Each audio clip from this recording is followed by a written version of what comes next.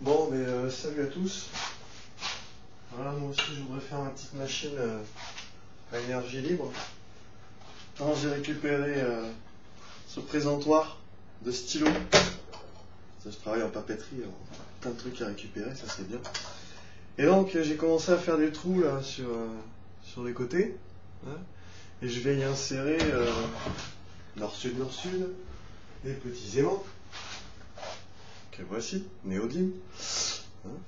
Et donc, après, il va falloir que je trouve une cage, mais bon, il était déjà dans une cage en plein ici, là où je vais m'en servir, pour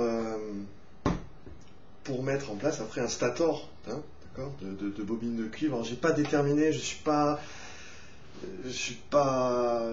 voilà, j'étais pas bon en 6e, 5e en physique, chimie, biologie, tout ça, j'étais fort en maths et en français. Bon, chacun son truc. Maintenant, je le regrette pas, mais voilà, il faut que j'apprenne plein de trucs et je l'apprends petit à petit en regardant les vidéos YouTube. Il y a des fakes, il y a beaucoup de choses intéressantes à côté des fakes. On en profite, c'est sympa. Donc, un stator et des aimants là pour produire du courant, mais cette machine elle va tourner toute seule. Alors, je voudrais la faire tourner dans ce sens-là.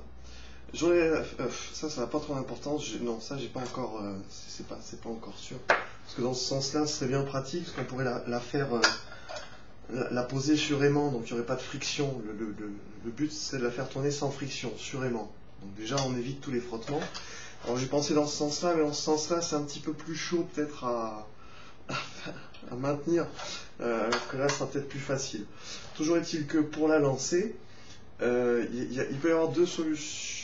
La meilleure solution ce serait la V-gate, le genre de V-gate, c'est comme ça que ça s'appelle ça, j'ai l'impression. Donc ça c'est des aimants qui sont, on va se servir je vais me servir des petits pour ça. Donc ici je ferai peut-être deux génératrices et peut-être deux moteurs, deux V-gate qui entraînent.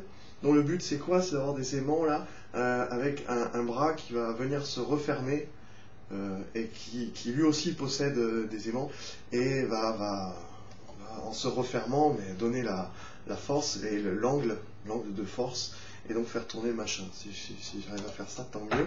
Je l'ai vu, donc pourquoi pas, je vais m'y appliquer. Je me suis acheté à 80 balles, ça coûte rien maintenant. Regarde ça, un tour, une perceuse à colonne à 80 €. Je rêve. Et j'ai fait un vide-grenier, je me suis trouvé quoi, une bardeuse à 15 € là pour faire pour découper, parce que j'ai rien à découper encore, mais on verra par la suite. Hein. Je fais que débuter, c'est ma première vidéo en la matière. Donc je vais avoir plein de questions. Si j'ai des commentaires, tant mieux, des questions, des réponses, ce sera du feu de Dieu. Donc toujours est-il que mon projet c'est ça, c'est de faire en sorte que j'ai juste à actionner quelque chose pour que boum, ça se lance tout seul, ça ne s'arrête plus, que ça produise. Si j'arrive pas avec la V-gate, j'ai pensé aussi à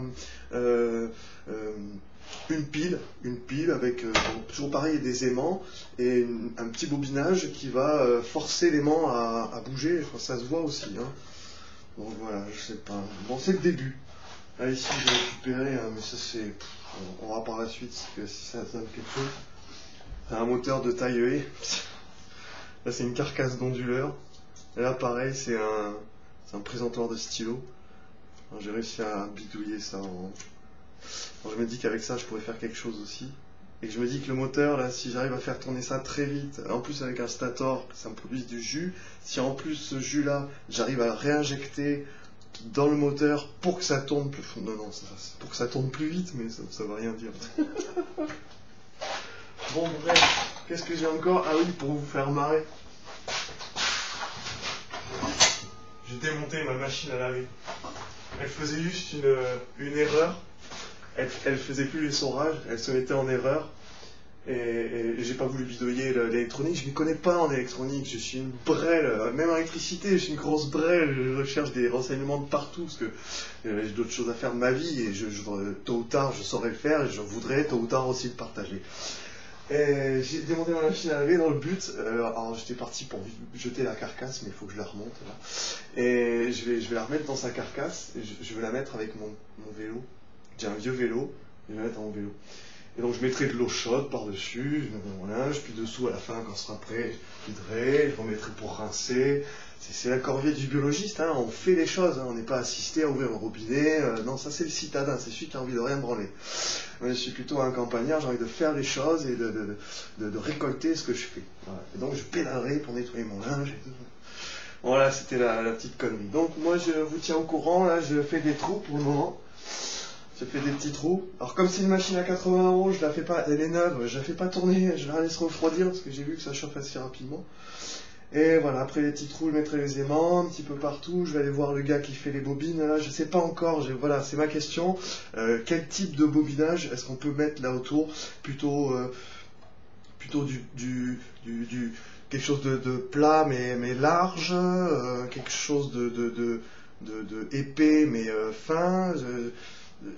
Est-ce que alors, le bobinage en triphasé aussi, ça c'est un truc que je sais pas. Donc ça aussi, il va falloir que j'apprenne. Donc voilà, je continue à bricoler. C'est ma première petite vidéo pour dire que je branle pas rien, que moi aussi ça m'intéresse, et que de toutes parts en France, j'incite tout le monde à être de plus en plus manuel. Hein. À bientôt. Salut.